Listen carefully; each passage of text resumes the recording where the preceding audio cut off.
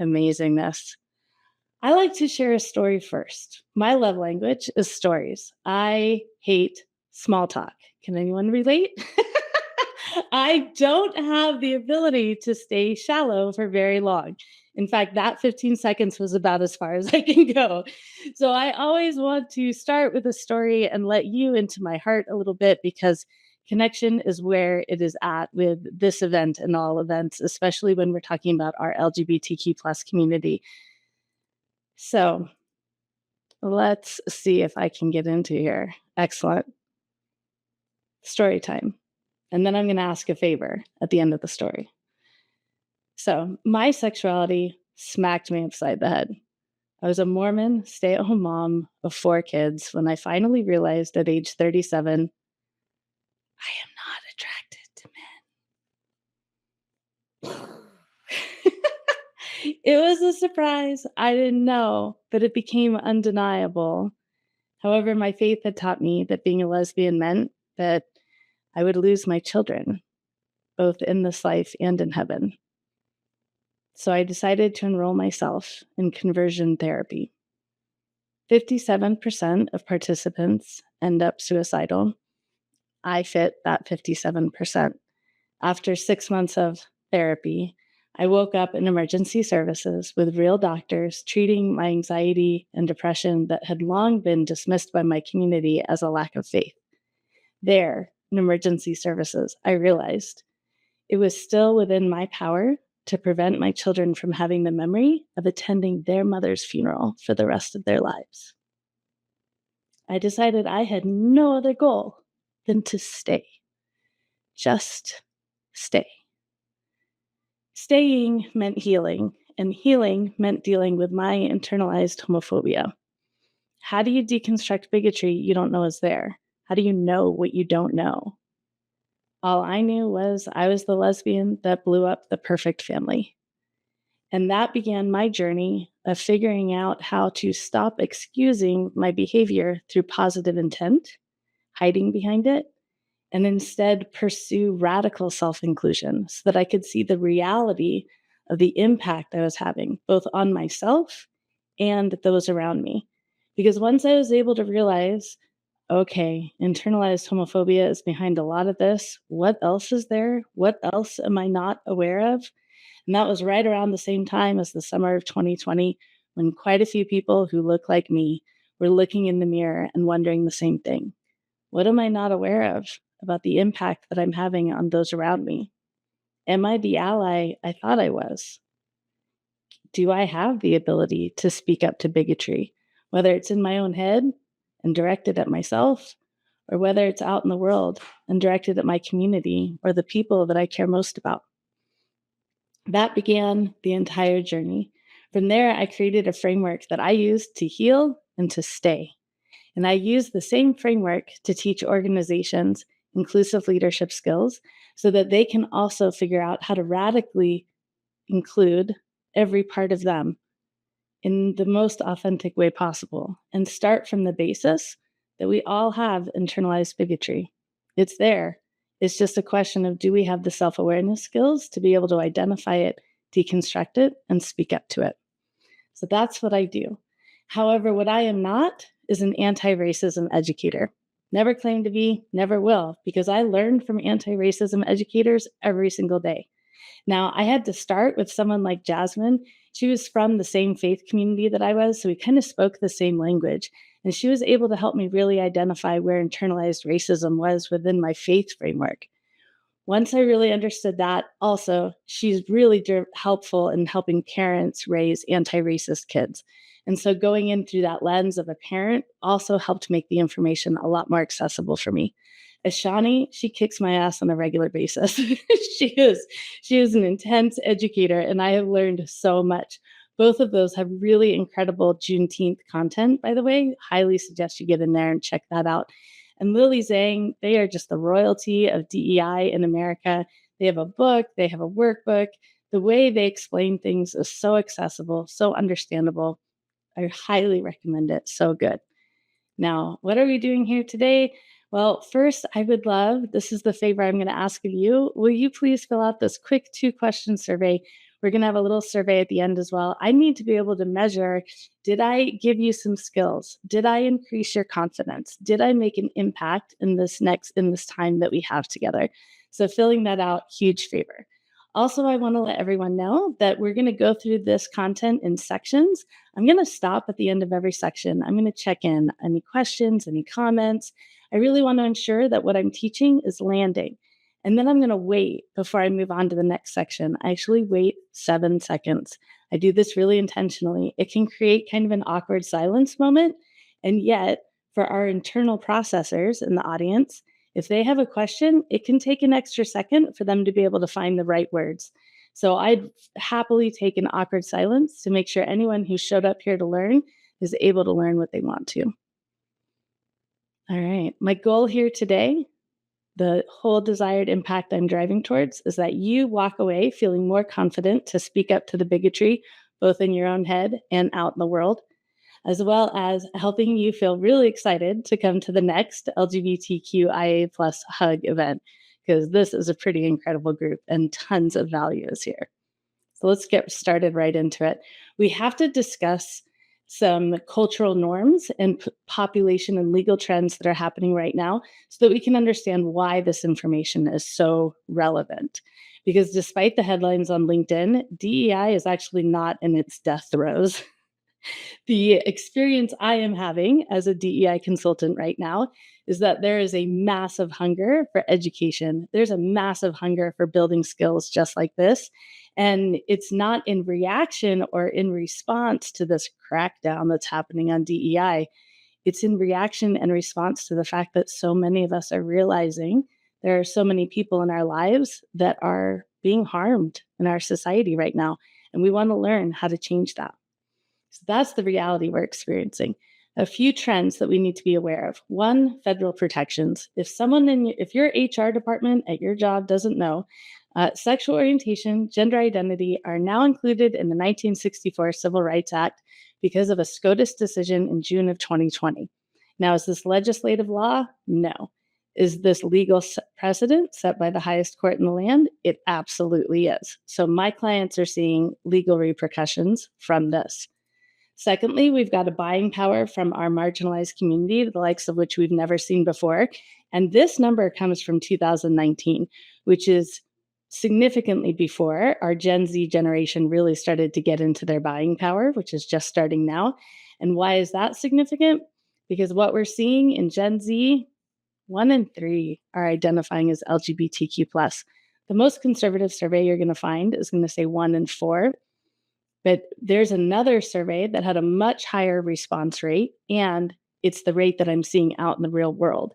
And instead of asking the respondents to check a box L or G or B, instead they asked them a simple yes or no question, and that response rate went way up. That question, do you identify as strictly heterosexual? Yes or no? 30% and 33% in the US and the UK respectively said no. That's the population that is coming on board, including 49% of them are not white. What I don't include are the statistics for gender diversity and neurodiversity, because those are changing every day. Gen Z is a different population, and the companies that understand that are going to win. The companies that understand that they need skills like how to speak up to bigotry, because 1/3 of our workforce by the end of this decade is going to be Gen Z, is going to be the highest population of marginalized and protected communities out of any generation we've had before. If the leaders in your organization don't start to build some of these skills, 2030 is going to be an HR nightmare. It is time to start learning these skills so that we can attract and retain the workforce that we're going to need. So let's start to get into these skills. I'm going to pause for a second and just let everyone know I can't see the chat. So whoever's moderating the chat, if I misspeak, if I mix up my words at all, please feel free to cut in and let me know I need to clarify something. Otherwise, when I get to the end of the section, I'll stop and check for any questions or any thoughts and comments. Okay, let's do it. If we're going to learn how to step up and speak out to bigotry, we first have to be aware that we need self-awareness. Why? Because if we grew up anywhere near Western society, we have internalized bigotry. How do we speak up to the bigotry outside of us if we don't know how to identify and speak up to the bigotry within us? If you ever have a DEI person trying to teach you allyship skills without first acknowledging that it's really important to identify our own internalized bias, those skills aren't going to do much. We have to start with self-awareness skills. So, the first part of that, especially in this conversation around bigotry, is understanding the power differential. Oh, shoot, I need to pause. By the way, there's a workbook for this. um, Hopefully, that link can be shared in the chat. If you don't have it, let me know, and I've got a document up. I can copy and paste it. But there's a workbook. It's only like 18 pages long. But the corporation that I'm teaching this same content tomorrow, they paid to have the workbook created. So now y'all get a copy too. So, apologies. I should have mentioned that right off the top of the bat. If there's any technical issues with that, please let me know. But this is one of the first pages, this power differential. It's really important to understand when it comes to stepping up and speaking out to bigotry. The fact is, the person with the more power and influence in the room, when they choose to be vulnerable, such as speaking up to bigotry or sharing something about themselves, they take on less risk. And the inverse is true. If you have less power and influence in the room and you choose to be vulnerable, you're taking on more risk. So if you are consistently the person in the room with more power and influence, and you're starting to use your awareness, and you're noticing that the people with less power and influence in the room are choosing to speak up, are choosing to take on that risk, pay attention. Something really important is happening. Now, in the case of this experience right here today, stories are going to be shared today. Inside thoughts are going to come out. And hopefully we can create enough psychological safety in this room that that power differential won't affect that too much, because we're not all on the same team at work, right? We have a lot less influence over each other.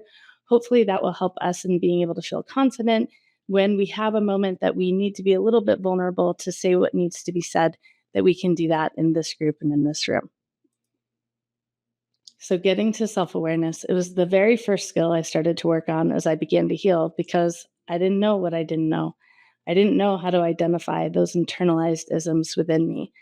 And I frankly felt like, okay, I spent 37 years completely unaware of this really big part of me, and it blew up my life.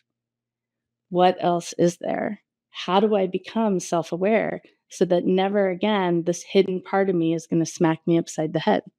And that's where I started with self-awareness. I first started defining it as the intentional observation of our thoughts, our actions, our words, our emotions, but without judgment. And that was really hard for me in the beginning because my inner judger was real strong. I had led my adult life judging the words that were coming out of my mouth. If I had prayed that morning, if I had led my kids in prayer over our breakfast that morning, like if I had worked out to honor the temple that God had given me, right? Like my brain was judging all over the place, which really prevented me from being able to see my reality, because there's this thick filter of judgment on top of it. If we're judging ourselves and those around us, we can't see the actual reality of the impact our behavior is having.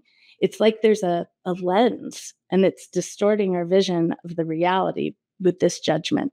As we learn to let go of the judgment, as we observe our thoughts, actions, emotions, that's when we're able to see the reality for what it is. That's when we're able to identify the bigotry that's within us. We've already understood we all have some, but do we have the self-awareness skills to recognize and deal with it?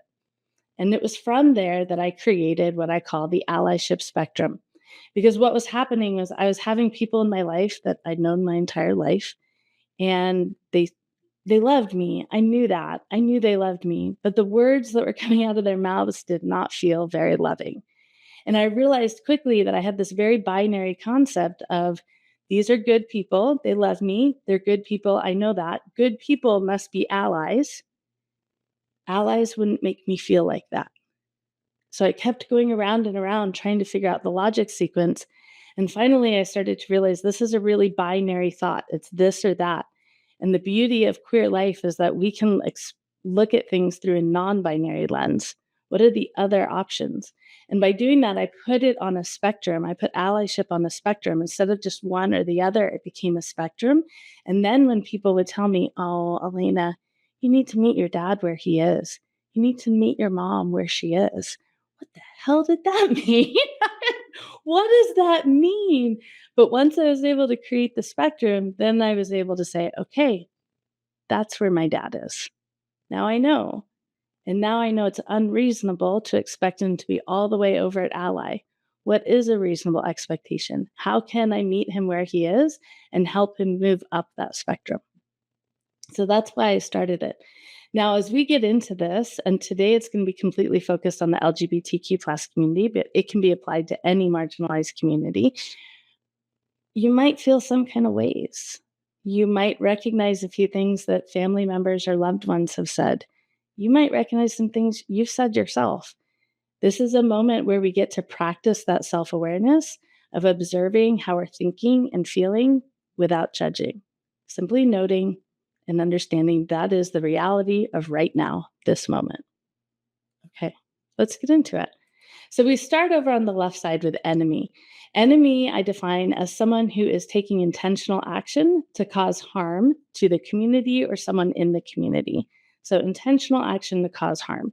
And you'll see a few examples there on the screen, something you might hear from people who would be more on the enemy side of the spectrum. And we're going to be talking at the end about, okay, now that I know where I am, how do I move? So we'll talk about that. Right now, we're just defining how do we kind of understand where we are. And then we start climbing up to chaos creator. So the big difference between chaos creator and enemy is that there's not intentional action for harm. It definitely lends more almost to like the gossip side of things, which is actually a good thing. Because if there's not action being taken, except for kind of gossiping and talking about it, while that is harmful, it's also a great way that we can engage. If conversation is happening, even if it's misinformation, we can still engage. So we're not quite all the way over to that enemy side of things yet. We can still make it productive. Now, one thing that I like to clarify here with these first two statements that we see here, it's never happened. This is false information. We do not do surgeries in the United States on gender affirming surgeries on children under 18. It doesn't happen. So there is harm that can come from spreading in misinformation. We all know that. But this isn't quite to the enemy side of things. Now, moving up into that selective supporter, this is where you're going to find someone who feels like they're supportive, maybe even they call themselves an ally, but only as long as it's in situations where that population is performing and acting the way that person deems as appropriate, right? One of the really great ways to express this one is we'll all never forget when the riots were happening in Louisville after the Breonna Taylor's murder. And we heard from so many people, oh, absolutely. I mean, they should be protesting, but they shouldn't be like looting businesses. They shouldn't be destroying property. It was this dictation of that's not how you express grief. There's that judgment there, right? I support you up until this line. Now, we all have different lines. And so, of course, there's nuance to this as well.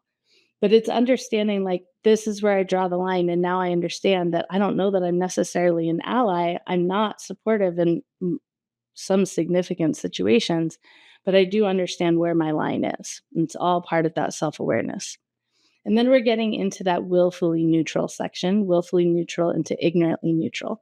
So your willfully neutral person is that person who's really intentionally trying to, keep the blinders on. I don't want to get involved. I don't want to learn.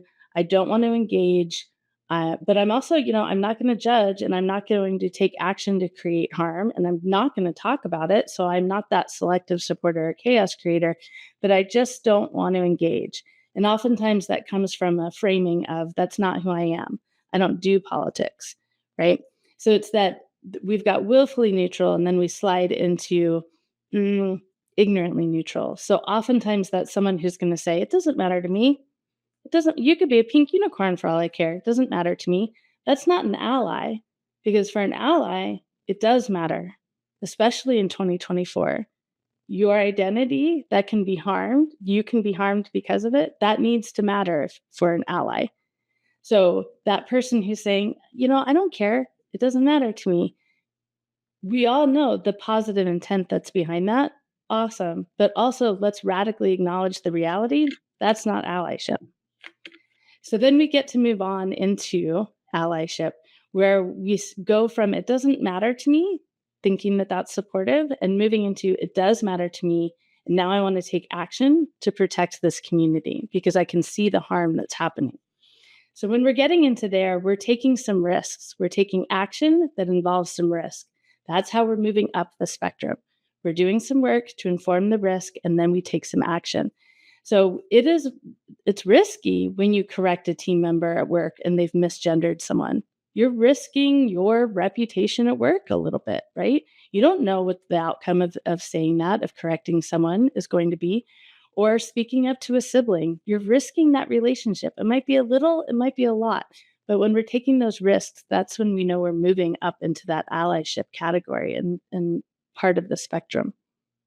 An advocate is really going to use their voice, their platform to speak up for the community. They're going to show up in the spaces where they might be the only ally there, and they're going to speak with that privilege that comes along with that. And again, remember that this can be applied to any marginalized community. It's just today we're talking about the LGBTQ plus specific community. And then lastly, we get to accomplice. And every time people look at this spectrum and they see accomplice way at the end and they think, all right, so what does an accomplice do if that's like beyond ally?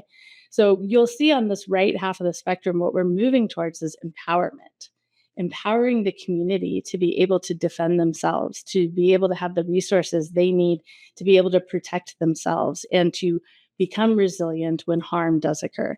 So an accomplice might be someone who says, do what you need to do. I'll take care of bail. That's your accomplish. That's my favorite one. So this should be in your workbook, this one screen that has kind of all of the examples on it. You're also welcome to take a screenshot if you want to. It's kind of helpful to see it all at once, even though it can be a little intense. But it can help you start to understand there's the spectrum. And now how do I understand where I am on this spectrum? And do these examples, are these the finite, this is how you identify where you are? Absolutely not. They're just kind of guiding principles to help you understand and start to delve and get curious about where you might be on the spectrum, and then where your loved ones and the people you care about are on the spectrum. Now, how do we move up it? It's that work. People always say, have you done the work? Are you doing the work? Let's get real specific on what the work is. The work is learning from the community about the community. So that's books they've written, podcasts that they host, documentaries that they've put together, not some white Hollywood guy, right? It's social media accounts and newsletters from the voices of the people, the community that you're trying to learn about. There's a great quote that came from the 70s from the disability movement, nothing about them without them. Let's not speak up for a community and start defending a community until we've learned their community's history and context enough that we can quote them.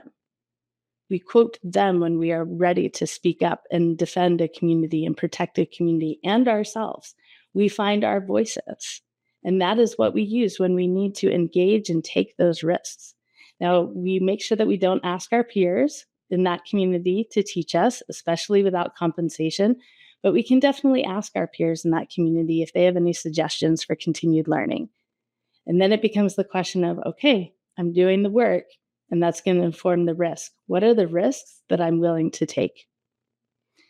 And lastly, and then I'd love to hear from you and see how this allyship spectrum landed.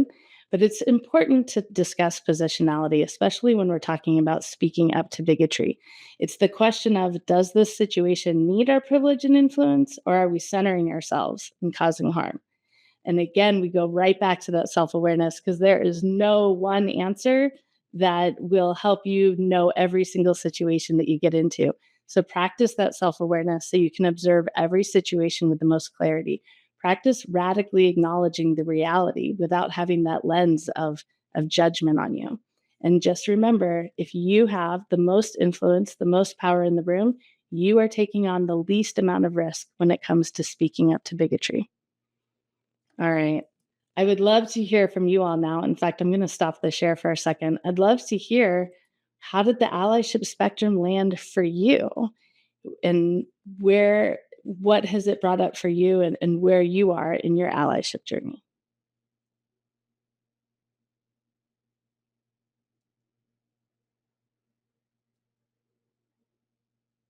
Leadership crew, any thoughts? I'll drop something in if that's all right. Yes, please. So it landed very well. That was an incredible resource. Thank you. And I want to try to say this without getting emotional, but I already can't. So there you go. My kids all have come out, and my wife and I have been, I think, very, very supportive. There was never a question about ever not being. I look back on my life. I'm in my late 40s now. I look back on my life where I was that probably willfully ignorant. I'm sure I have said things like, love who you want. I don't care. It doesn't affect me. Those kinds of things. I don't think I ever said you can be a pink unicorn because those don't exist. Right. But I hear that sometimes, like black, white, purple, blah, blah, blah. I'm like, but nobody's anyway. So I like to think that I've come along that spectrum to be much more of the ally advocate, maybe even accomplice. And it's to me, it just seems so damn easy to do that. I don't understand parents who don't. But to see it on that spectrum and to really see that journey was really powerful. So thank you for that. Absolutely. Thank you. Yes, two of my 4 kiddos have come out as well, and one recently came out as trans. And that is a journey. And I would still say that I am definitely still moving on that journey. There's just some things as a parent you don't know until you have to learn the lesson. Yeah, it's a journey. Thank you. Thank you. Any other thoughts on the allyship spectrum? Yeah, I mean, I think it's, even like I love that you talk about having your own internal bigotry, right? Because I didn't, I identify as bisexual lesbian, which in itself, right, is its own, like, you can't be either one of those. And within the community, even being bisexual is like, we're not sure about you guys. This doesn't really work for us. So, within that, there's still what does it mean to yourself, right? Like, how do I find this room for me in that? So there's been an ongoing journey of allyship with even myself, and okay, it's only been in the last 6 months that I've been comfortable saying that. It was just lesbian or part of the community, because people look at you funny if you're like, oh yeah, I'm both of these things. And it's like, I don't understand how that works. So starting with your own comfort, right? And being able to say those things out loud. And then whether as a leader, right, whether it's about the, LGBTQIA plus community or anything, just being willing to, as you talk about that strategic vulnerability, just saying things to that align with being an ally or accomplice, and allowing the uncomfortable feelings that surface in a room to be there, and then address it if you see it. Oh, did that is there something there that wasn't a fit for you, right? So then you can have that conversation, and just, beyond just the, obviously this community is really important, but beyond that, just the authentically showing up and making room for the entirety of our human experience, which can, cover a lot of ground for some of us. Yeah. Yes. Thank you. Yes, it is exactly that. And that's what our next section is going to be about. So thank you so much for bringing that up, the discomfort that we can feel in some moments. Thank you. Any other thoughts, questions, or comments about the allyship spectrum and kind of what you learned about yourself through it? I can chime in quickly. So I'm an ally, and I've always liked to think that if I was in a situation, if you think of that TV show, What Would You Do, or whatever that is. Yep. I always like to think that I would do the right thing, but you really don't know until it happens, right? And so I think when you were kind of, even before we got to the spectrum, that slide about power, I'm pretty confident that if I was the one with power in the room, I would definitely speak up, but I'm not so sure. I just don't know if I would, if I was I didn't have power in that room. I think that was that made me think, So I just think, it's kind of something to think about, something to strive toward. Um, luckily, like this hasn't happened. Like I haven't had to speak up yet, but it's like, it does take that extra courage to do so if no one else is and you're Mhm. not the most influential person. Like how do you go about that?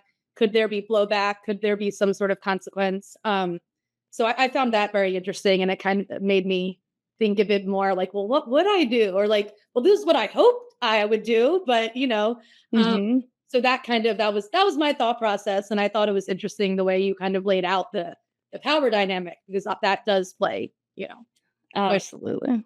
It really does. Thank you. Thank you. Um, So, yes.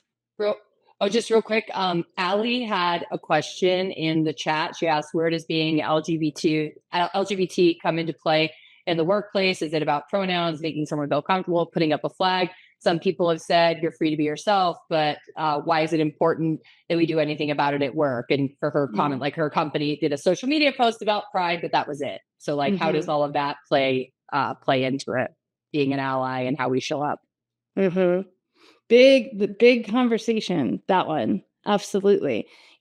Understanding, am I showing up as an ally maybe in my faith community? Am I showing up as an ally in my kids' school? Am I showing up as an ally at work?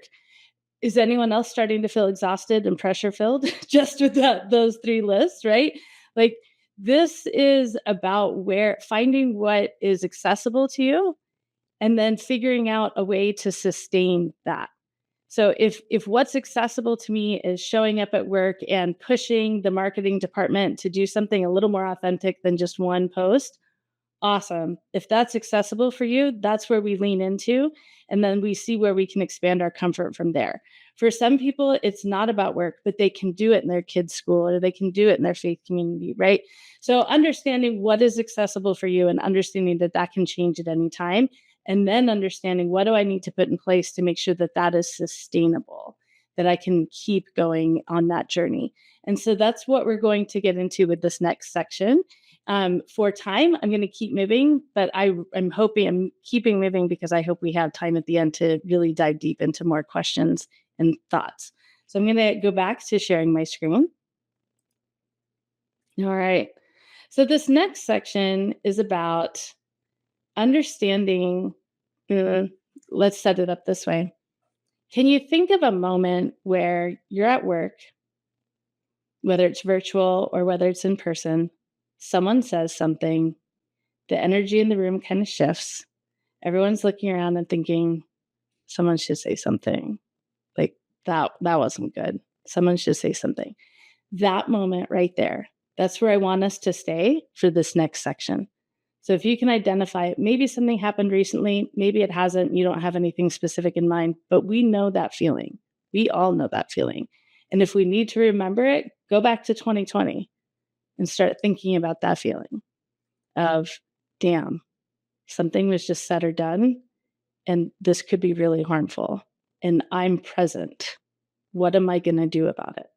In that moment, oftentimes the thing that does prevent us from speaking up is we have this internal narrative going on. One of three voices is often holding the microphone in our head.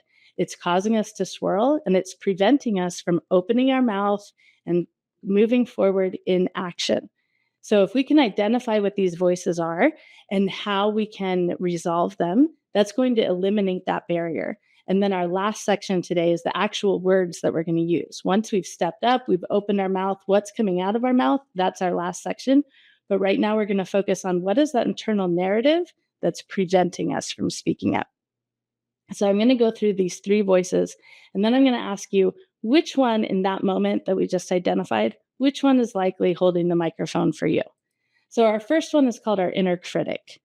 Anytime we're thinking things like, oh, I'm not smart enough, I don't know all the right words to use, or I'm not young enough, the young kids know how to handle these situations, I don't.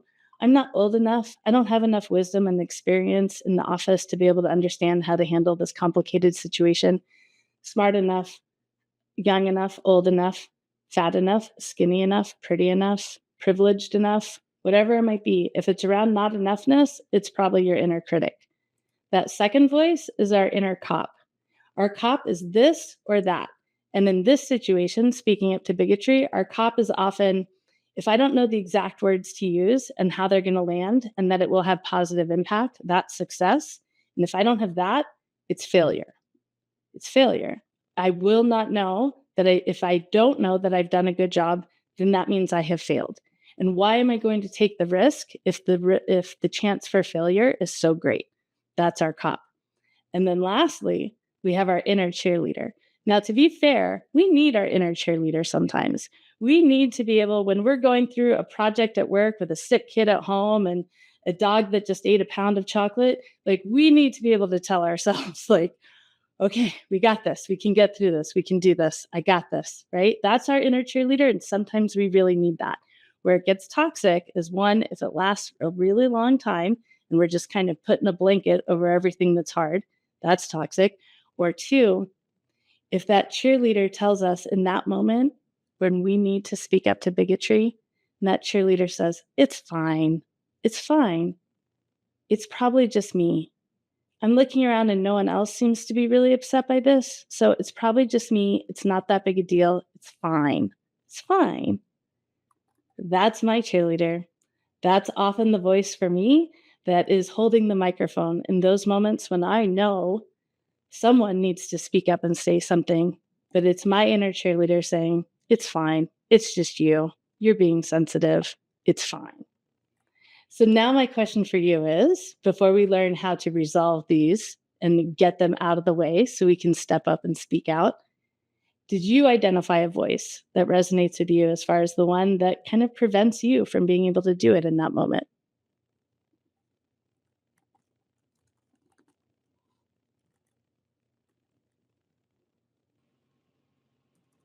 Yeah, for me, it's the inner critic.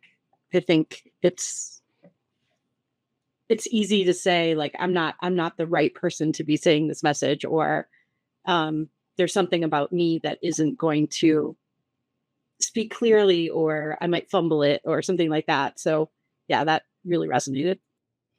Thank you. Yes. Yes. Anyone else?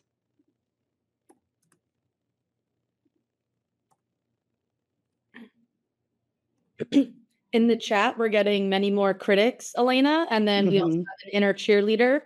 If I'm in a room of 5 people and they all laugh or go with something, I'm not sure I'd be comfortable calling it out.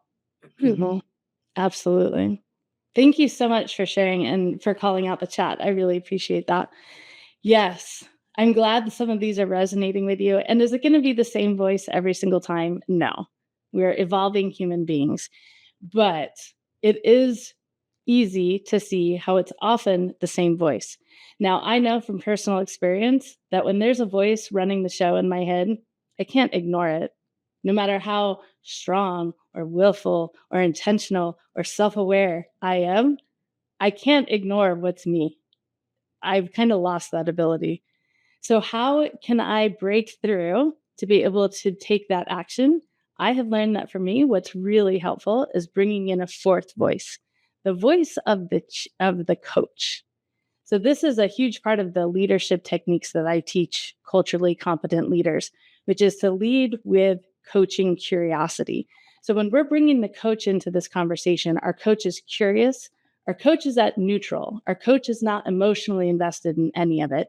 And our coach has a big, wide perspective, a long-term vision. And our coach always asks questions. Now, the point of the question is to resonate with something in you that allows you to break out of the swirl. For me, that swirl was, it's fine. It's just me. I'm the only one that saw it or heard it. And I'm just oversensitive, right? That swirl that I just go round and round. And then the moment passes and I didn't do anything because I was stuck in that mental swirl. So I can bring my coach online to ask a question. It doesn't matter what the question is. And my question is going to be vastly different from yours. All that matters is the question has the right oomph to get us out of that swirl. So for me, the coach question that comes online in that moment is, would you tell Carolyn that? Carolyn is my 13-year-old. And would I ever tell her that if she was the only one with an opinion where she could see that harm was being done, And it wasn't valid because she's the only one with that opinion. So be quiet, don't cause any drama, don't stick your neck out. Would I ever tell my kiddo that? No, not in a million years. And it's that prompts me. It gets me out of that swirl. It's a strong emotional pull. So is that question going to resonate for everyone who had an inner cheerleader? Absolutely not. But I have figured out the question that I need to bring into the conversation to be able to move out of the swirl. So that's what this section is about, is once we've identified who's often holding the mic, some of you said critic, some of you said cheerleader, I'm sure there were some cops in there. Now let's figure out a question or two that your coach can ask in that moment to get you out of that swirl. Now, if you'd like some suggestions, I have this download. I was supposed to put it in the workbook and I forgot. I'm sorry. But it's a really great thing that you can even keep on your phone. And it has a few questions for every single one of those voices, a few questions that our coach can ask. So I'd like you to start thinking about looking at that list specifically, or maybe you've already come up with another one. Have you been able to identify a coaching question that your coach can ask to help you break out of that inner swirl?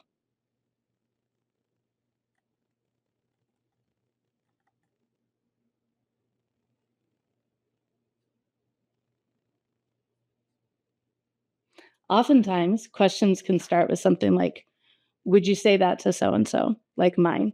Another one will be, what becomes available if that's not the only two options? Another question might be, is it true? Is it really true that I need to have all the right words before speaking up? Is it possible that what I have, the knowledge I have right now, is good enough to be able to speak up to this bigotry? Did any of those resonate for anyone?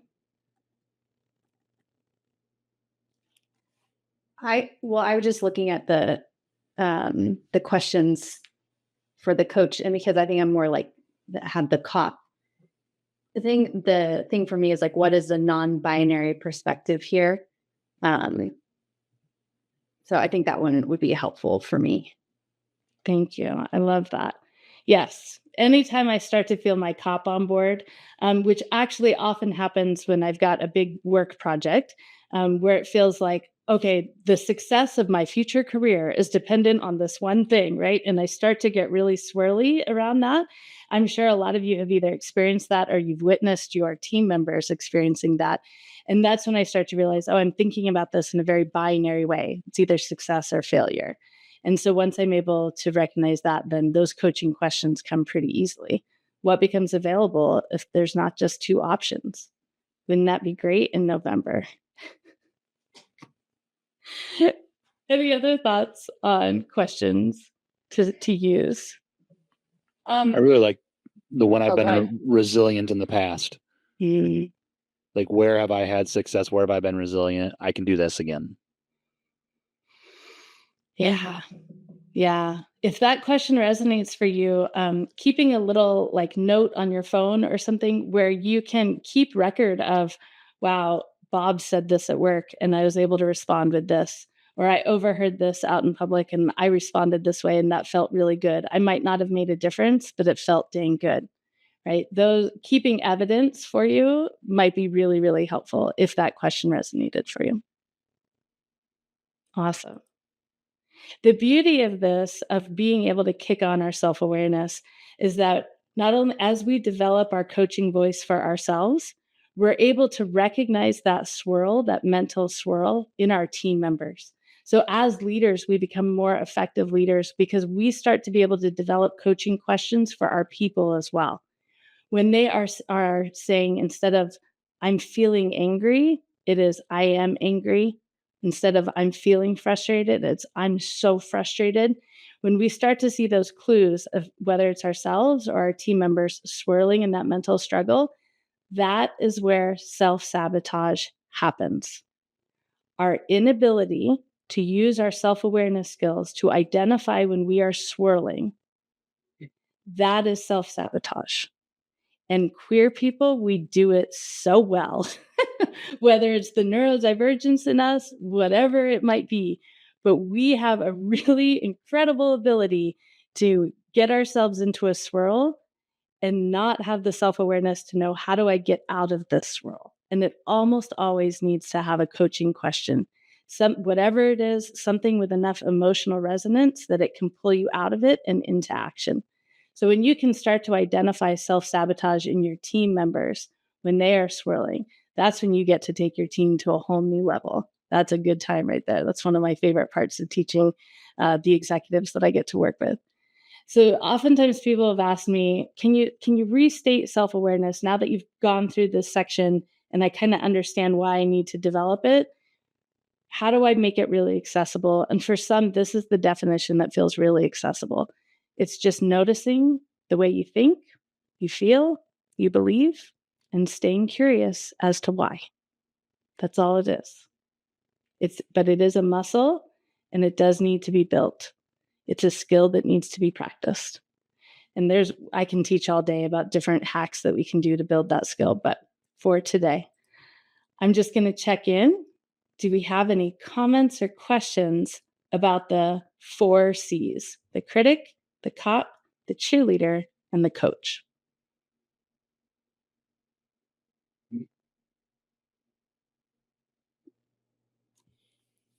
So I have one question. You said often that people have different components in different situations. Is that correct? They have all 4. Yeah, right. So in some situations, you might have that critic, and in other situations, it might be that cheerleader. And it might be the same situation, but different days. You might have access to a cheerleader that on other days, you don't have access to the cheerleader. You can only access your critic. Yeah. Elena, this isn't really a question, but just kind of pulling some of the conversation from the chat. There's talk about whether to, sorry, I'm realizing my camera's off when I'm back. Like responding publicly versus responding privately. Like if you're maybe not confident enough or brave enough to say something in front of the whole group, can you just pull that, whoever said, the comment or did whatever happened, pulling them aside and chatting with them later? Is there like a wrong way to respond, or just, that's kind of what's happening in the chat? Just FYI. Thank you. Thank you. That is so great. And thank you for wanting to ask. And secondly, let's explore the non-binary perspective that there's no one right way and no wrong way to be an ally and to show up against bigotry. There's no way that you can fail. Like, is it possible that you're going to use the wrong words at the wrong time and make people feel some kind of way? Yeah, it's likely even. It's likely. Those of us who take the risk to use our voices to speak out against harmful things, we're going to make people feel some kind of way. And sometimes it's the people that we're trying to protect. But there's no way for us to improve those skills if we don't try first. And understanding that there's no one right way or wrong way to do it really opens up that possibility to try. We're all going to suck at it at first. Every new skill we're going to suck at. And then the more we try it, the better we get at it. Now, again, speaking as someone who started her anti-racism journey saying all the wrong things to all the wrong people and being called on it very publicly, I'm not just saying like, there's no wrong way to do it. Like, it can be hard. And that is how we learn. That is how we learn and how we become the better ally. As hard as it was to be called a racist on LinkedIn, I learned so much about myself and about my own internalized stuff that I had going on. It was real hard, and the growth was amazing.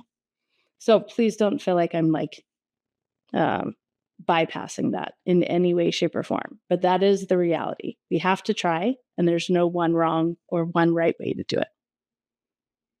Any other thoughts before we move on to our final section where we talk about the words we're going to use?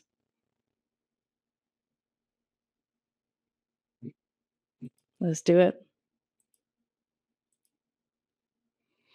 So this is the framework. The knowing the words that we want to use in the moment. First, let's acknowledge It can be risky. There's almost always risk. If there's no risk, then you're probably not pushing hard enough. There's going to be risk. There's also opportunity. We all have experienced times when that moment has passed and we've risked something by not speaking up. For me, that was when I lost my first really valuable employee because they were non-binary and I could not get their pronouns. I did not invest the time, the energy, the focus to be able to get them on a really consistent basis. But what was worse, what caused them to leave in the end, was the fact that we would have meetings with clients. The clients would misgender them, and I would not speak up. That is why they left. Did I know that that's what I was risking in that moment by not speaking up, not correcting this potential client? I didn't know. Now I do. So I like to start this conversation acknowledging that if it can be risky to speak up, it can be just as risky to not speak up, as well as there's opportunity when we do. There's opportunity to learn even if we don't do it well, and there's opportunity to really grow our connections and our relationships when we are able to do it. The next staff member that I had was trans, also used they, them pronouns, and boy, was I able to show up as a much, much better leader than I was for that first one. And the opportunities that I took advantage of to speak up for them, to correct when they were misgendered, to advocate for them, that developed that working relationship into a lifetime friendship relationship. So I'd like to hear from you. Has there been a time when you haven't spoken up and you've learned from that? And or a time that you have taken the opportunity to speak up and you learned from that as well? Would anyone like to share? I'll share an instance, and it was not as a LGBTQ instance, but like a racist comment that was made. And I did respond, and it did not go well. Just as background, it was like my wife's boss and her husband were over at dinner. I didn't know her husband very well. I now know he's kind of like one of those shit disturber type of people. Did not know this at the time, but he was kind of like, he wanted a reaction out of me.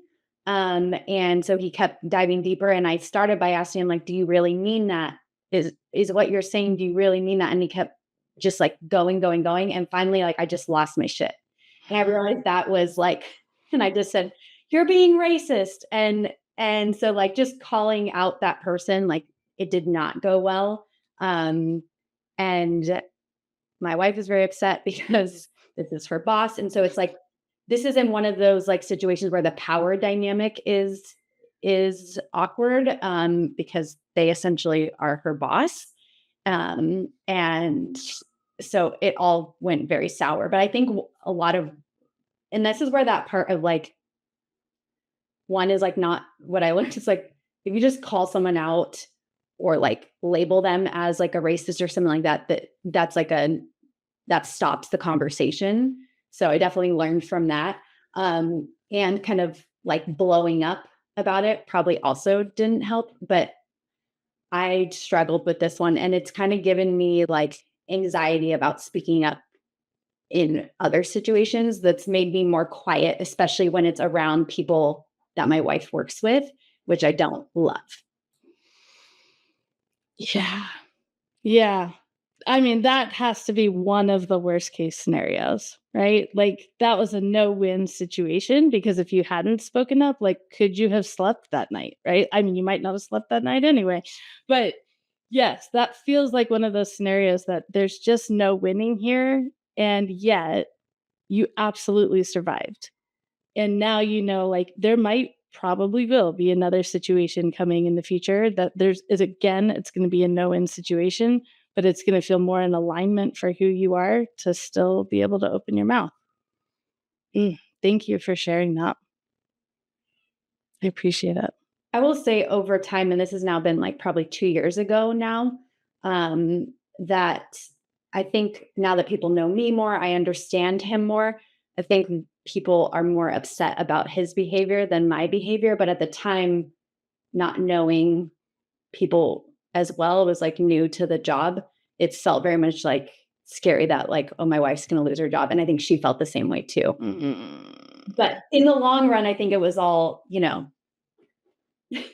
I feel better about it. And I think other people recognize like I wasn't like in the wrong necessarily. I still wish I would have gone about it differently. Yeah. Right. Okay. So like, that's such a perfect example of like, okay, now you might say maybe it was wrong to assign this label of racist on this person because then the conversation stopped and we weren't able to have any kind of positive impact or change or evolution. Right.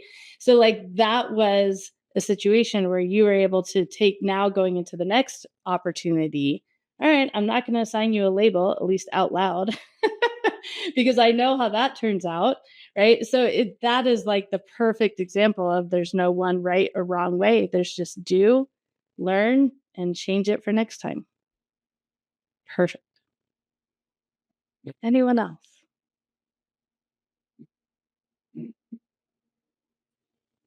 I guess I have just a question on that. It's just more of a question in a way as well.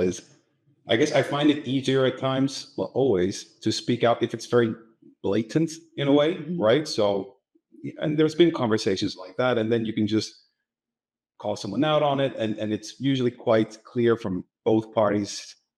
That's what I don't like. Yeah, that makes sense, and you kind of come to a consensus. It's kind of easy. I think what I find harder is, I think especially where I'm from, it's a bit more small town mentality. There's just a lot more of that ignorance kind of going around, which it's a lot more subtle. It's more small remarks that go about. And then I find it harder to say, okay, at what point do you then step in? You know what I mean? So I think that's just sometimes a bit of a thing that's in the back of the mind. Yeah. Yes. I think I'm smiling so big because that's exactly what we're going to address, is that it's not always this big momentous thing, right? Which, like you said, that's kind of easy to identify. And for some of us, easier to engage with. It's often, again, on a spectrum of like smaller, maybe microaggressions, maybe people who are just unaware, right? That part of the spectrum. So let's absolutely get into that. Thank you. So this framework called Crucial Moment Communication, it resides within the proactive protection pillar of the framework. So these are skills that inclusive leaders use to be able to proactively protect the marginalized communities that they care about, as well as building their resiliency for when harm occurs again.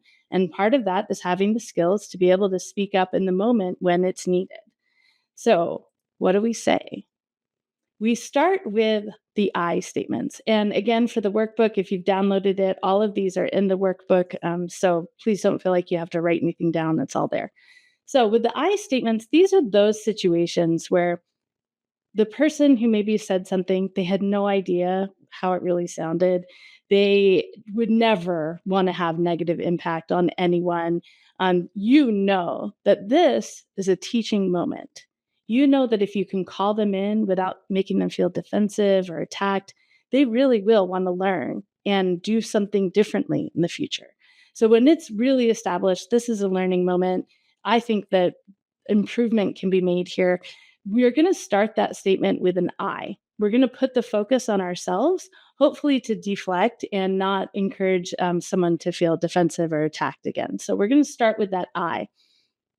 So one thing that many of us have heard at work is a pretty benign statement for some people. I don't care if my coworkers are gay as long as they don't bring it to work. Just keep it in the bedroom, right? And there's positive intent behind that statement because really nobody, regardless of your orientation, wants to hear about their coworker's love life. Nobody. But how that comes across is many different ways, and we all know. So what is an I statement that we could use to respond to this? One could be, I'm curious. How would it feel for you to pretend that you're single and will always be single every day you come to work here? Now, is there a snarky, bratty way to deliver this I'm curious statement? Yes, there is. And that is why we need our self-awareness skills to make sure that that snarkiness or brattiness is not coming through in that moment, because that will not help, right? The whole point of this is to deliver this question or this response in a way that doesn't make the person feel defensive so that we can continue the conversation and increase learning. This is a learning moment.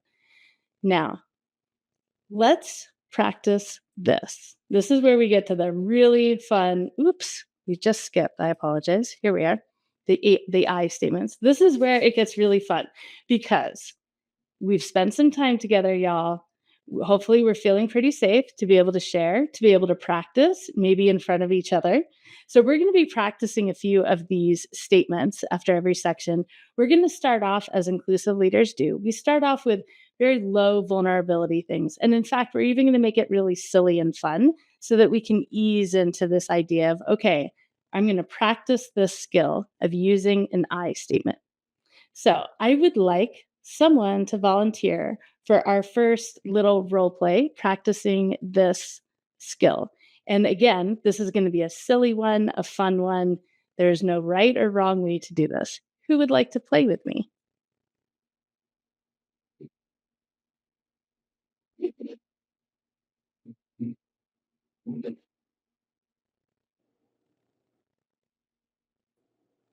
I'll play.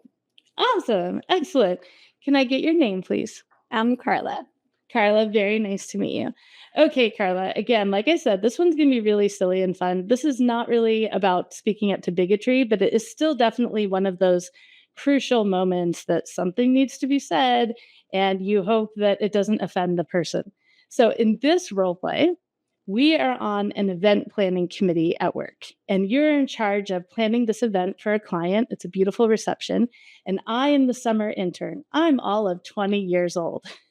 And I am helping plan the menu for the reception. So we're in the meeting. We have a few coworkers there, and you have just asked me about the menu. I'm kind of giving an update. I'm going to mispronounce the word hors d'oeuvres as I give you this update because I'm 20 and I've never heard anyone say it. I've only read it in a book, right? So I'm going to mispronounce the word. I'll be in the conversation. And in your response, I ask that you use an I statement to respond in a way that very kindly teaches me the right way to say the word without making me feel embarrassed in front of all my coworkers. So if it were me, something I might say is, I love your passion. I just want you to know that the correct way to pronounce this word is hors d'oeuvres, right? However you want to say it. This one is light, fun, and silly. Are you ready? Do you have any questions? I'm ready. No question. All right. Carla, right? Yes. Okay. Carla, I'm so excited for this event. This is going to be so fun. Thank you so much for allowing me to be on this planning committee. Okay, I'm so excited about the menu, and I think we have everything figured out except for the hors d'oeuvres. So I think we need to have a vegan option. What do you think? I think a vegan option would be great. I'm not laughing at you, but I also had a hard time pronouncing hors d'oeuvres the first time I read the word, the first time I tried to say it out loud. But yes, a vegan option would be great. So can you say it again for me? Hors d'oeuvres. Hors d'oeuvres. Okay, thank you. Oh my gosh, I would have been so embarrassed if I said that in front of the client. Oh my gosh, thank you. Okay, moving on. All right, Carla, how was that? Fairly easy? Fairly easy. I feel like I don't know. I feel like it's very like me just trying to be like, oh yeah, brush it off. Let's go back to the vegan option. Like just try to get the focus away from it and not making it like this is a teachable moment for you. Yes, absolutely. Like your gut instinct is absolutely correct. Like let's not make this a big teaching moment, but we do need to address it, right? Because if she did say that in front of the client, oh my gosh. So yes, your gut instinct is absolutely right on that. Okay, so now we're going to do one that feels just a little more real life and something that we might really need to do at work. And this one does kind of, again, this is not like outright bigotry. This is like someone who doesn't realize what they're saying or what they're not saying. So in this situation, Carla, you are still the boss. You're in charge of this reception planning, and the event has just ended. And now I'm not the same coworker. Let's just say I'm like in my 30s. I've been there for a while. Yeah, let's say that. I'm in my 30s. I've been there for a while. We just had this really beautiful event. Now, what you noticed during the event was that I kept misgendering the client. The client, when they introduced themselves during our engagement, they were using they, them pronouns, and I kept using the wrong ones. So the event has ended. We're kind of chit-chatting about how it went. I'll say something, it was so great, blah, blah, blah. And then I invite you to use an I statement to be able to call me in and educate me on what the behavior that needs to change. So don't feel like this needs to be long and big. This is about the first sentence. Because for so many of us, once we say that first sentence, the rest comes, but it's about getting into that first sentence. And again, you can use an I to start off. Do you have any questions? No questions. Okay, here we go. Okay, I think I'd go for the. Oh no, go for it, Elena. Oh no, you're fine. I was just, Carla. Oh my gosh, that reception was so great. You put together such a beautiful event. I think the client's really happy. Yeah, no, completely agree, Elena. And I just wanted to point out, I observed that the client actually uses they, them pronouns, and you were using different pronouns for them during the event. No worries, it happens to all of us. Tricky to navigate them, they, them pronouns sometimes. But I think these events are just such an important platform to connect with our clients on a personal level. So I think their pronouns are something we should definitely prioritize. So good. So good.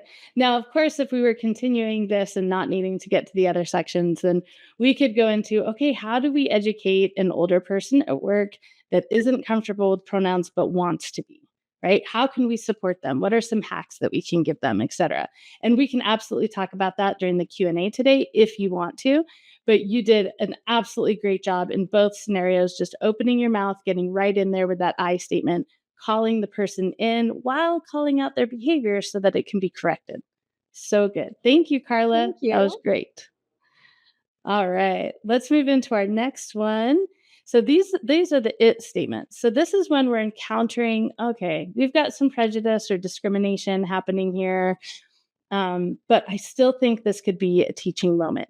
If you still feel like there is a way to connect, teach, maybe change some behavior, have a good conversation, engaged, but it's pretty clear that we've got some things going on, it can be really great to start with an it statement.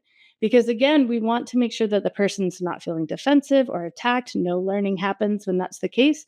So this is just an observation, a statement of fact. This is not about me. This is not about you. This is not about my agenda or my opinions. This is not about you and your sense of morality. It just is. So that's when we start with that it statement. So something that we might use at work, I've taught several clients to use this statement. It is discriminatory and dangerous to ignore the safety needs of our trans and non-binary coworkers by not ensuring a safe bathroom. So when we can phrase it with that it and create that objectivity. So this is not me as a queer person pointing out to you, the company, that you're doing bad things in my opinion. And now you need to feel defensive and tell me why it's not bad things. This is a safety issue. It is. That's all. And that can really help the conversation keep moving forward instead of getting that stagnation that we might see.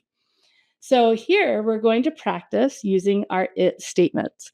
So we, again, are going to start off with something really silly and fun, and then we'll do something that is a little more real world scenario. Is there someone that would like to play with me with the it statements?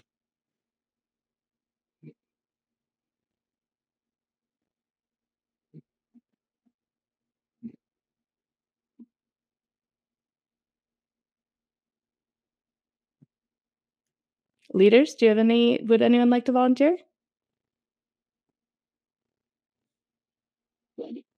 All right, let's do it, Elena. Let's do this, Mandy. Let's do it. Okay. Again, we're going to start off really light and easy, right? So you are my boss. I'm on your team. We have come back into the office for the first time. We're doing like hybrid days in the office. And we're now just chatting about it. And I'm going to share with you something, and you're going to need to respond as a boss, starting with the it statement. And again, we're trying to call in, right? We're trying to learn, but we definitely also need to make clear that it is whatever. All right. I don't want to lead you on too much. Do you have any questions? Let's do it. Okay. Wait, I need to get back over here because I want to see your face when you do this. Okay. Mandy, I'm so excited to be back in the office. I've missed everyone. I'm really going to miss my kids. It's going to be hard to be here and not at home all the time. Oh my gosh, but it's really fun to bring in all this stuff and have it on my desk here at work to really remind me of home. I've got my family pictures. Oh, and I have to show you what my daughter gave me for Mother's Day. You know how I have a garden and I can vegetables all the time and I collect the ball jars, like the brand ball. And I've got vintage ball jars all over my house. And so she made the cutest little Mother's Day gift for me. She put it together and then she used my cry cut machine to put a little sticker on it. Let me see if you can see this. Isn't it the cutest thing? Isn't it great? I'm going to keep it right here on my desk and put all my pens and pencils in it. Wow. Well, yeah, it is so great to be back in the office. I've missed being around you and everybody else on the team. And it's just so rewarding to connect in person. And I completely agree. Just like coming in and kind of like nesting and we'll work nesting, getting everything on your desk. And the Mother's Day gift is adorable. That's one of those like, yeah, kids' creativity is amazing. And clearly your daughter has a great sense of humor as well. So that's super fun. Um, you know, at the same time, I think that it's, potentially, while it's an amazing gift, very creative. I don't want to say anything as far as her expression. I think that it will be offensive for some other people in the office and they might like not resonate with that, or that might be something uncomfortable for them, right? Because we're all in those ways different sometimes. So, well, I think it's awesome she gave that to you. I think it might not be the most, most appropriate thing for your desk in the office. Maybe I need to Google that phrase. I think that make sure that you don't have any images included, okay? Good job, Mandy. Oh my gosh, that was great. Okay, let's go to our real world one. So on this one, we are on a hiring committee. So we're on the same level and we have completed all of the interviews and we're now deciding which person are we going to extend an offer to. Now I'm going to give my opinion as a committee member, and then it's going to be on you to respond with an it statement. So it might be, it is discriminatory, it is prejudice, whatever it is for you. But starting with that it statement. So again, hiring committee, I'm going to make a statement about who I think we should hire, and you get to respond with an it statement in response. Any questions before we start? Okay. All right, let's do it. All right, y'all. I mean, I understand I'm going to sound like really transphobic right now or whatever, but I don't think that Jasmine is going to be a good fit on our team. Like, we've never been trained on how to be nice to a transgender person. And I really think that it would actually be mean to hire her because what if we hurt her or like offend her? So, yes, I think Sarah has almost all of the same qualifications. I think she'll fit in way better. It will be an easier transition for everyone. Do we really want to add more like stress to our lives? I think we should go with Sarah instead of Jasmine. Yeah, Elena, I definitely hear you. And I get where you're coming from and your perspective and your experience with this. And I hear that it's a scary thing to think about, how do I use they, them pronouns, or how do I address somebody with the proper pronouns when I don't have practice with that? And at the same time, I think it's discriminatory towards Jasmine to disqualify her because she is transgender and because she's had this experience and transition in her life. And while, again, I agree that it's scary, I think there's a really good opportunity for us to, provide training, to practice, and to grow as people by finding space to include a person, to include somebody that might not be, it might not be in completely your instinct to know how to include them.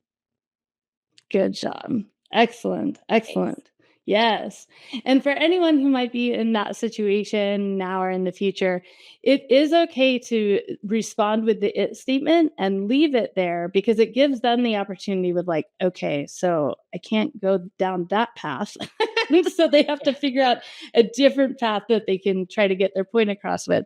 And the fact is it is, like you said, it is discriminatory to consider any factors other than what we put in the public job description and qualifications when it comes to deciding who to hire. Like it just is, right? And so that doesn't have to be a matter of opinion or anything. Excellent. Thank you. All right, let's move on to our last section, which is the use statements. So this is when there is blatant discrimination and prejudice. There's no question about it. And you are pretty aware that it's probably not a teaching moment. This person's probably not going to be open to that. And so this is what we use when we need to speak up for ourselves or speak up for the people that matter to us because they're experiencing, it could even be bullying, discrimination, harassment, or bullying. And so this is when we're very clear. This is not an observation or statement of fact, and this is certainly not about me. This is about you. This is about your behavior, and this is about what needs to change in the future. The key to this response is that it's not emotional. If we put emotion behind it, we are feeding the beast. So we need to be kind, clear, and non-emotional. So a little bit like the observation of fact in that sense, but this is about you, and this is about what needs to change. So something that I work with a lot of breweries, and something I've had to teach a lot of brewery owners is this phrase. You will no longer misgender my employee after we have repeatedly shared their gender identity with you. If this is something you cannot do, we will work with a vendor who can. So it is really clearly saying what they've done, what needs to change, and what will happen if it doesn't change. So it's that kind of clarity. Now, in these statements on the fly, if we don't hit all of that, that's absolutely fine. Like we said earlier, a lot of times these actually stronger, crucial moments are actually easier to engage in oftentimes because they don't have the same nuance. So let's do this. We're just going to do one, and then we will get to the Q&A time. So would anyone like to play with me on this one? It is inspired by a true real-world story.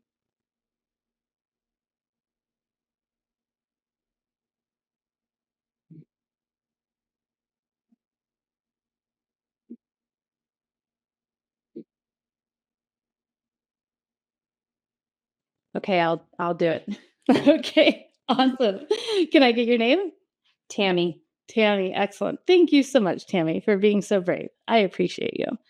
So in this scenario, this is a client of mine that I had in Colorado, and you are the team leader. There's about 30 people on your team.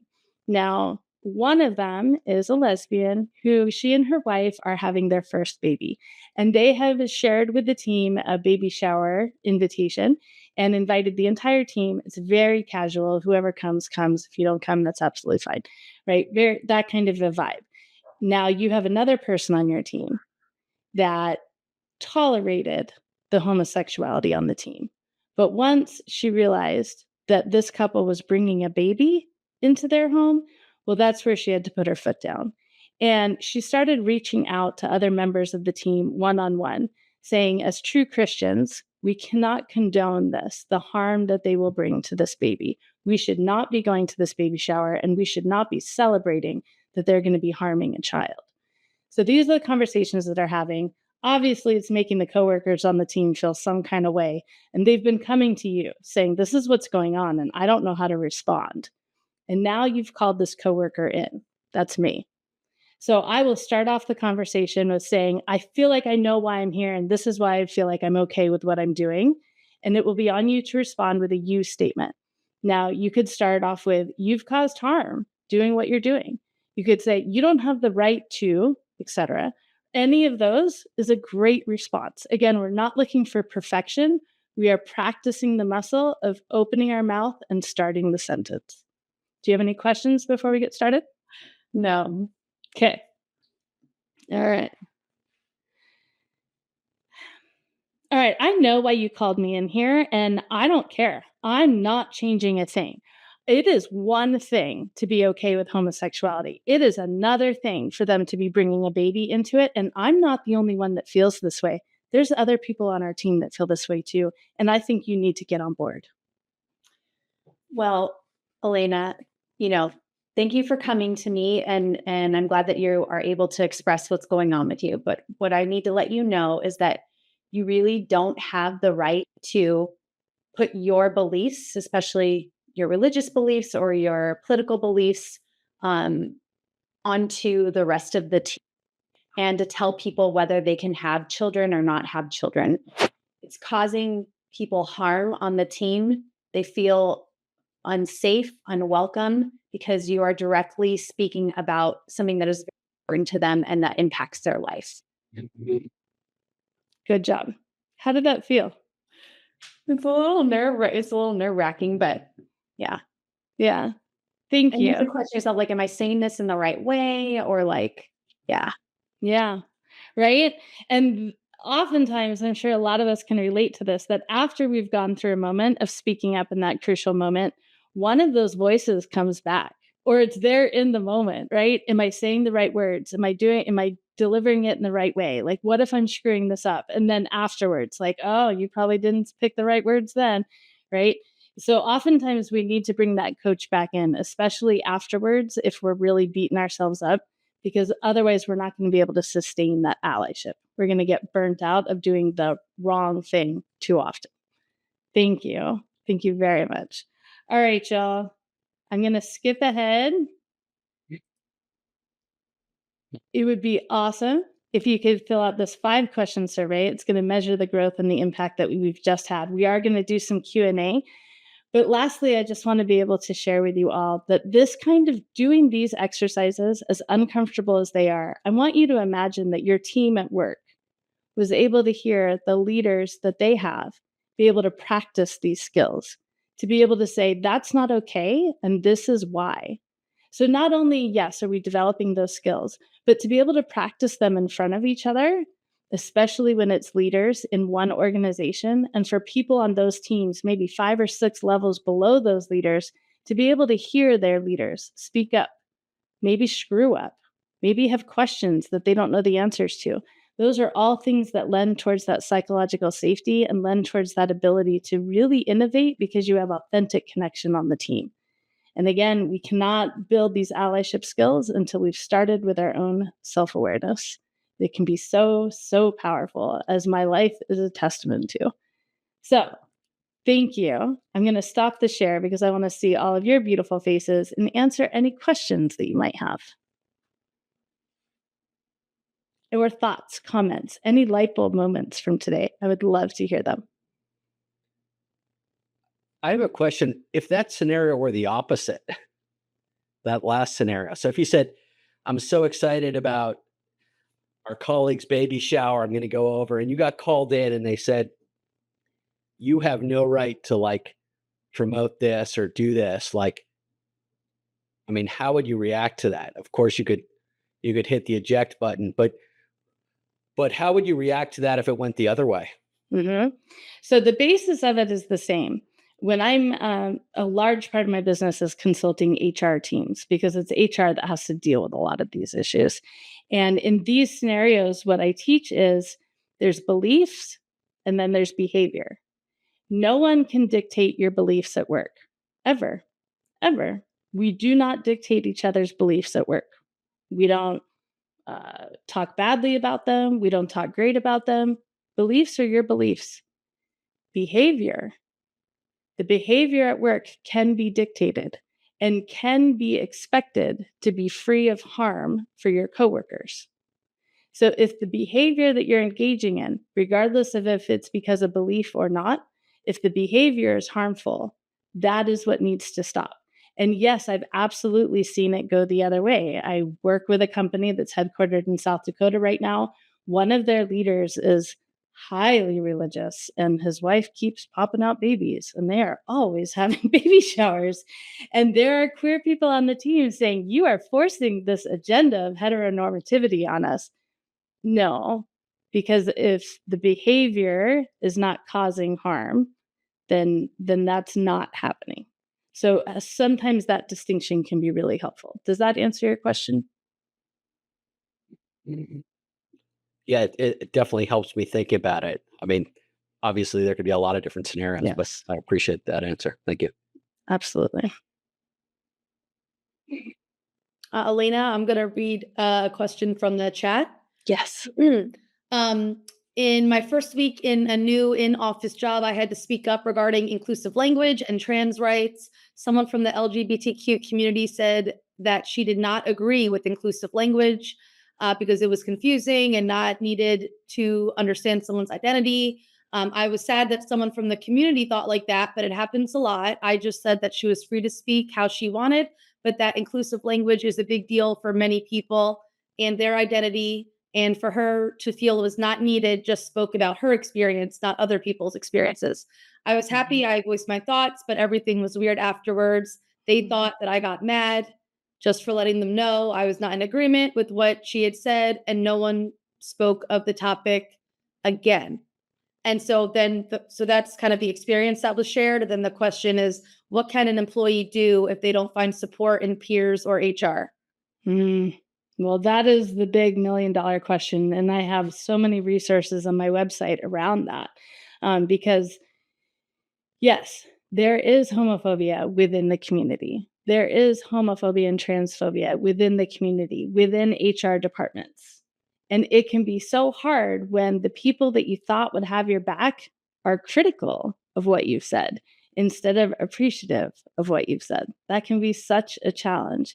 And yet understanding that transphobia can be within the community, got it, right? That it can be within the HR department. Okay, once we can understand that reality and acknowledge that reality, now let's work within that reality. So working within that reality, especially around inclusive language at work, can look like, does the company have an established guideline on if chosen names and they're not preferred pronouns, chosen names and gender pronouns are respected? Now, OSHA has guidelines on this. So if your HR department is not on board with that, check out those OSHA guidelines.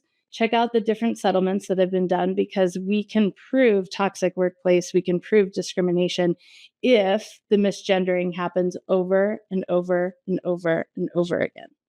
So that can happen in every single state right now. It used to be only in half the states. Now, once we can get at least names and pronouns established, now we can decide at what point is this department or this company ready to start understanding even more inclusive language, such as not opening a meeting with ladies and gentlemen, right?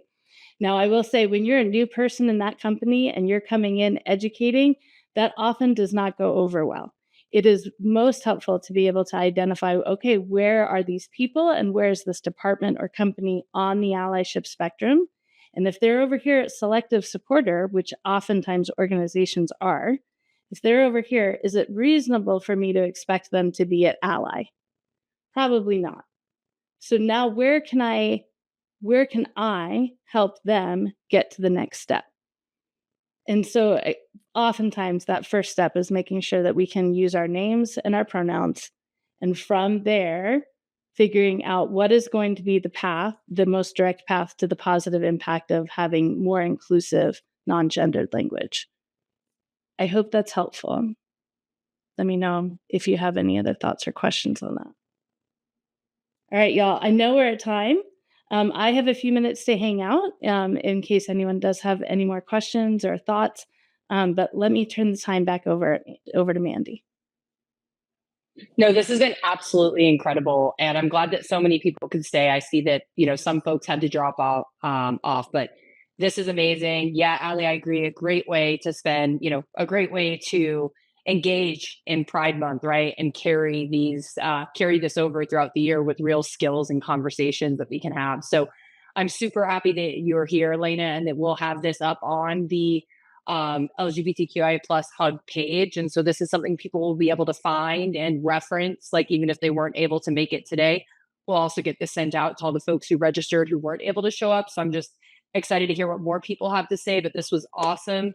And, I definitely recommend if you aren't already connected with and following Elena on LinkedIn and other socials to do so, because she always has a lot of great content to share. And, And the last thing I want to say, and then if we do have other questions, I want to have space for that, because I know you have a lot of experience and wisdom, right? You work with a lot of companies on this. You also know the specific rules, right? Of like, no, you cannot discriminate in this way. This isn't a matter of like culture.